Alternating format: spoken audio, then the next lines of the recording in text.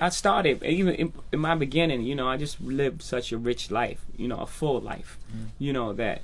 You know, my first album came out. I was 26, and I had seen so many things in the street. So my attitude was like, man, I've seen so much, and you know, I don't have anything to prove. I know who I am. I'm a very self-aware person.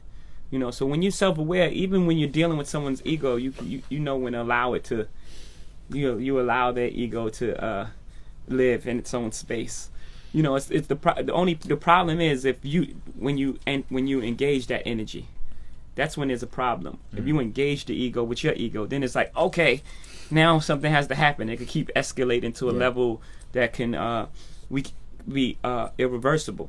You know, but if you don't engage the ego, if you know how to manipulate or play around with the ego, but that's weird in itself to people, and you give light back to darkness, right? Know, it's very difficult. People don't know how to take that, especially at a younger age. Now when they're a bit older, they can probably understand what you're doing. But if you're in a room and people are bringing all of that wild energy into a room, and you just take a step back into the shadow a little bit and just let them do that, they would almost take offense to it. Like, why are you playing along? Why are you getting involved in this? Did you have experiences like that where people thought, I don't know how to take Jay, I don't know how to deal with Jay, he doesn't engage with us on that level? Yeah, I'm sure, you know, and a lot of times what that also can be, you can misinterpret that as you know, arrogance.